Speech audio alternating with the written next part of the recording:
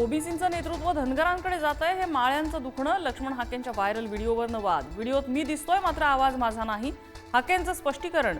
ओबीसींमध्ये फूट पाडण्याचं षडयंत्र असल्याचा आरोप.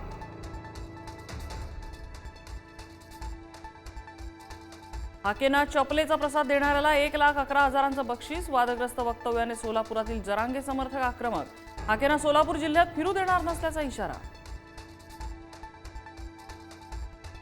भाजपचा पृथ्वीराज चव्हाण यांच्यावर वोट चोरीचा आरोप. चव्हाणांच्या पुतण्यासह 9 जणांची नावं 3 मतदारसंघात असल्याचा आरोप. तर खरे वोट चोर कोण हे स्पष्ट. राहुल गांधींनी उत्तर द्यावं, फडणवीसांचं आव्हान. पैशांचा खेळ असल्याने क्रिकेट आणि रक्त एकत्र दिसेल. पाकिस्तान सोबतच्या सामन्यावरून राऊतांचा हल्लाबोल. तर राऊतांकडून भारतीय सैन्याच्या शौर्याचा अपमान. राऊतांनी माफी मागावी, नवनाथ बन यांची मागणी. उपराष्ट्रपती पदाचे एनडीएचे उमेदवार सीपी राधाकृष्णन यांना मतदान करण्यास नकार. शरद पवारांनी स्पष्ट केली भूमिका.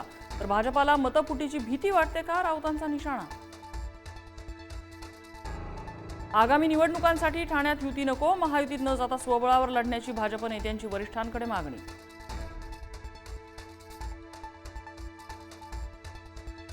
मुंबई महापालिका निवडणुकीसाठी भाजपचा मराठी मतांवर डोळा. गणेशोत्सवात कोकणात जाणाऱ्यांसाठी 2 मोदी एक्सप्रेस धावणार. ट्रेडिंग गुरु अवधूत साठे यांच्या कार्यालयावर सेबीचा छापा. कर्जतमधील ट्रेडिंग अकादमीमध्ये 2 दिवस शोध मोहीम. आणखी काही फायनान्शियल इन्फ्लुएन्सर्स रडारवर. महाराष्ट्रातील काही बडी नावंही समोर यायची शक्यता. 2 ऑक्टोबरला नागपुरात राष्ट्रीय स्वयंसेवक संघाचा शतक महोत्सवी सोहळा. सरसंघचालक डॉक्टर मोहन भागवत संबोधित करणार. सोमनाथ सूर्यवंशी मृत्यू प्रकरणी अखेर एसआयटीची स्थापना. तपासात परभणीमधील अधिकारी आणि कर्मचाऱ्यांची नियुक्ती न करण्याचे आदेश. तपासात नावं निष्पन्न होणाऱ्या पोलिसांवर ही कारवाई होणार.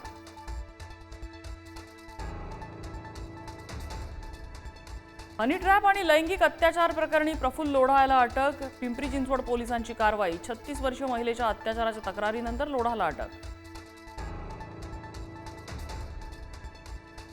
प्रांजल खेवलकर यांच्या अडचणी आणखी वाढण्याची शक्यता. अनेक तरुणी खेवलकरांविरोधात तक्रार देण्यासाठी पुढे येण्याच्या तयारीत.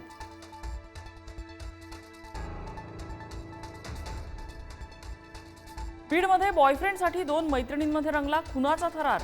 मैत्रिणीने आपल्या मुलाच्या मदतीने होमगार्ड मैत्रिणीचा गळा दाबून केली हत्या.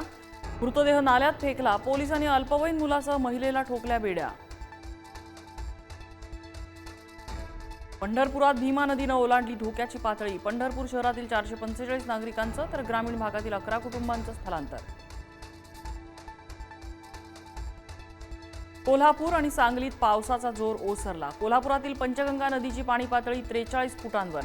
तर चांदोली धरणातून विसर्ग थांबवल्याने कृष्णेच्याही पाण्यात घट.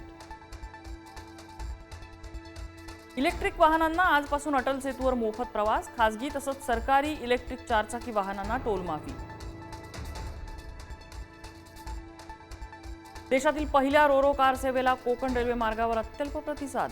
आज अंतिम मुदत. आतापर्यंत केवळ 5च जणांचं आरक्षण. भटक्या कुत्र्यांना सार्वजनिक ठिकाणी खाद्य देण्यास मनाई. सुप्रीम कोर्टाचा मोठा निर्णय. हिंसक आणि भटक्या कुत्र्यांना सोडू नका, कोर्टाचे निर्देश. भटक्या कुत्र्यांबाबत हेल्पलाईन नंबरही जारी करण्याचे आदेश. राज्यातल्या अनेक भागात बैलपोळ्याचा उत्साह. शेतकऱ्यांकडून वर्षभर राबणाऱ्या नंदीची प्रति कृतज्ञता. नंदी सजले, मिरवणुकाही निघाल्या.